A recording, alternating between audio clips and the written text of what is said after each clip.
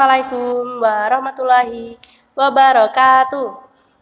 Innal hamdalillah nahmaduhu wa nasta'inuhu wa nastaghfiruh wa na'udzu billahi min shururi anfusina wa min sayyiati a'malina may yahdihillahu fala mudhillalah wa may yudlilhu fala hadiyalah.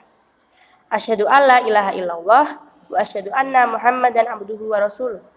Allahumma shalli wa sallim wa ala alihi wa ashabihi ajma'inna amma ba'du. Pertama-tama, marilah kita ungkapkan rasa syukur dan puji pada kehadirat Allah Subhanahu wa taala yang telah melimpahkan rahmat, hidayah, serta inayahnya kepada kita semua sehingga kita masih bisa memiliki waktu untuk hidup. Yang kedua, tak lupa sholawat serta salam kita curahkan kepada idola kita Nabiullah Muhammad Sallallahu Alaihi Wasallam yang kita nantikan syafaatnya kelak di yaumul kiamah nanti. Halo semuanya, nama saya Mahira Dzikra Nuraifi. Saya dari kelas 9B. Pada kultum kali ini, saya akan menyampaikan kultum dengan judul Kiamat itu kapan sih? Sebagai seorang remaja yang telah menempuh beberapa porsi hidup, saya pernah sesekali merenungi hakikat hidup kita sebenarnya. Kita ini hidup buat apa sih dan harus bagaimana? Kita ini adalah manusia-manusia spesial. Karena kita ini manusia akhir zaman yang ujiannya itu sangat-sangat besar. Sampai-sampai iman dan hati kita diombang-ambingkan oleh ujian tersebut. Kalau orang zaman dahulu berperang melawan orang kafir, kalau zaman sekarang kita berperang melawan hawa nafsu.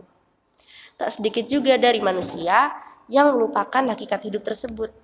Mereka terlena dengan perkara serta perhiasan duniawi.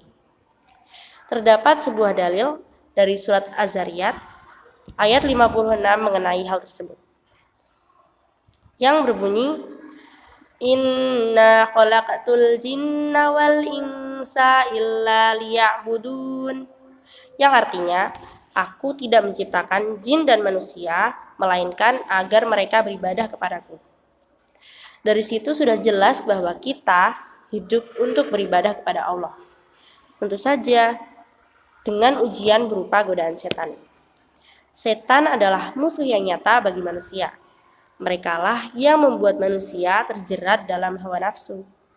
Hawa nafsu adalah hasrat atau keinginan akan suatu hal didasari nafsu tanpa memedulikan itu benar atau salah.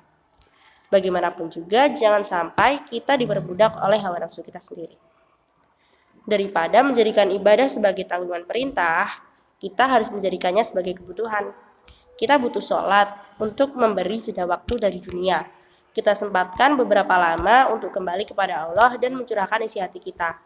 Mengingat hakikat hidup sesungguhnya bahwa suatu saat akan ada akhir dari dunia ini, baik kiamat maupun kematian. Mau tak mau, cepat atau lambat semuanya akan berakhir. Kita tak pernah tahu kapan kita mati. Bisa jadi seseorang menunda sholat dan Allah mencabut nyawanya sebelum melaksanakan sholat tersebut. Bisa jadi seseorang yang taat bertahun-tahun melakukan maksiat dan nyawanya dicabut pada saat itu. Na'udzubillahi min dzalik. Sisa-sisa waktu hidup inilah yang akan menentukan nasib kita kelak. Lantas, bagaimana kita bisa membuktikan iman kita pada hari akhir? Tentunya dengan yang pertama, mengusahakan amal baik dan ibadah terbaik. Kita kan nggak tahu kapan kita akan mati ya. Otomatis yang perlu kita lakukan yang terbaik, langkah yang terbaik adalah menyiapkan amal terbaik dan ibadah terbaik kita. Bisa jadi ibadah itulah yang akan membawa kita ke surga. Yang kedua, tidak mengikuti sesuatu yang tidak diketahui. Dengan kata lain, maksudnya itu perkara yang akan kita lakukan, entah itu dalilnya nggak sah atau dalilnya dhaif, atau mungkin kita nggak tahu itu perkara mengarah kemana. Itu harus dihindari. Yang ketiga, bertakwa dan memperhatikan perbuatan yang dilakukan. Jadi kita akan selalu hidup dengan bertakwa, guys. Karena kalau misal kita nggak bertakwa, sama aja kita seperti tidak taat kepada Allah. Takwa itu adalah menjauhi larangan dan mengerjakan perintahnya. Terus memperhatikan perbuatan yang dilakukan juga. Terkadang sebagai manusia yang penuh dosa dan tepatnya salah dan hilaf, kita pasti pernah ceroboh dan tidak memperhatikan apa yang kita lakukan. Misalnya perkataan kita tanpa sengaja menyakiti hati teman. Yang kelima, memohon pertolongan dengan sabar dan sholat. Jadi, ketika kita dilanda oleh masalah, putusan yang terbaik bukanlah menyerah ataupun menyakiti diri sendiri, tetapi kita memohon pertolongan kepada Allah. Karena Allah lah sebaik-baik penolong. Kita sholat, kita mencurahkan isi hati kepada Allah. Kita percaya bahwa Allah akan memberikan solusi. Yang keenam, bertakwa dan tidak menyombongkan diri.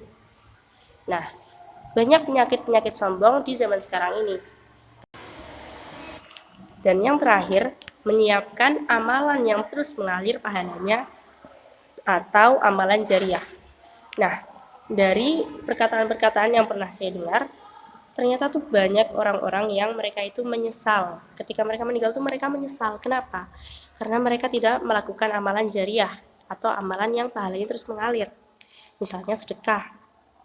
Nah, ketika kita bersedekah, maka setiap orang yang disedekahkan itu menggunakan harta tersebut atau barang tersebut untuk melakukan sesuatu, maka pahalanya juga akan mengalir ke kita.